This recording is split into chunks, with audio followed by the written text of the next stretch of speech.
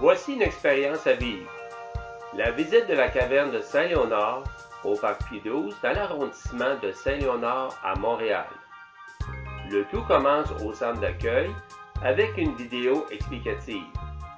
Le centre montre un modèle de caverne qui n'est pas celle de la visite. Une étagère montre des artefacts du site. Nous allons à la caverne. L'entrée est contrôlée afin de protéger les lieux. Le groupe entre dans la caverne. Il est accompagné de guides spéléologues. On se donne le temps de s'habituer à la noirceur. On allume ses lumières sur le casque protecteur. Première constatation, on reconnaît la roche sédimentaire par les couches horizontales. La roche est du calcaire.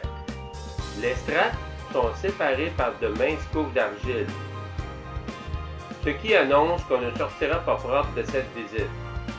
La partie rougeâtre en bas à droite est composée d'oxyde de fer, même composition chimique que la rouille de fer. Rapidement, une partie du groupe est invitée à aller au fond de la caverne.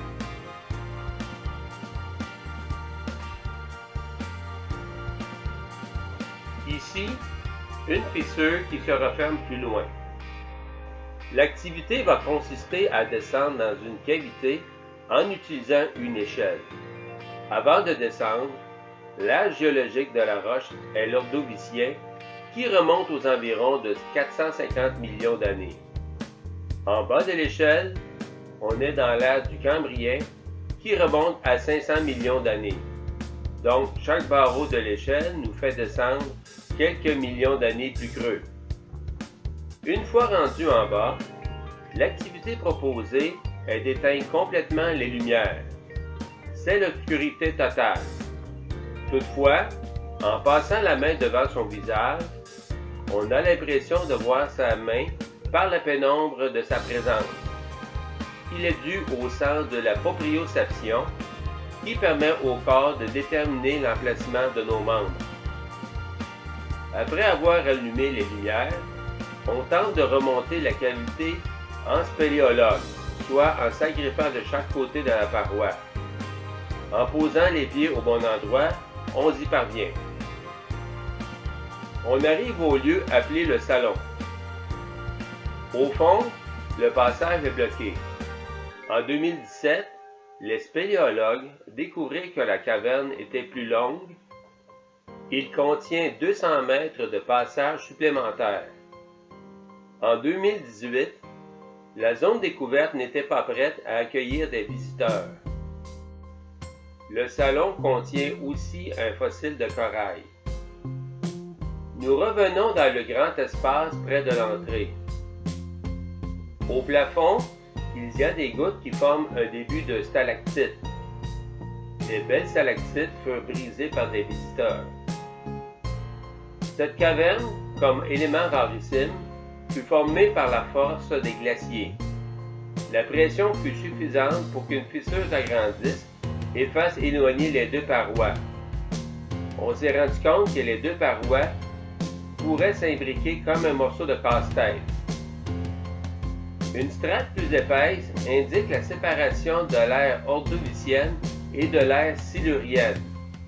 Cette période constitue une période où il y a eu une extinction massive d'espèces marines. On croit qu'il y a eu une forte augmentation de température.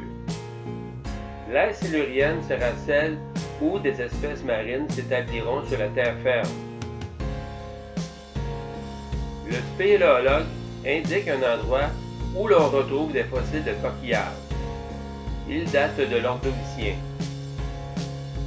La pierre blanchâtre est du calcite, donc à base de calcium. Elle forme à un endroit une coulée sur la paroi. Le résultat est comme une petite stalactite qui s'est soudée à sa stalagmite. Dernière expérience. Le visiteur va au fond d'une mini-caverne.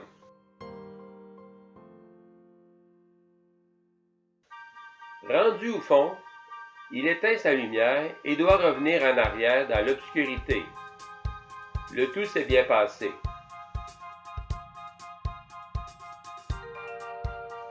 Dernier regard sur la caverne.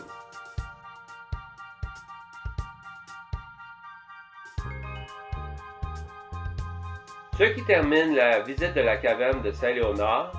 C'est une expérience à essayer.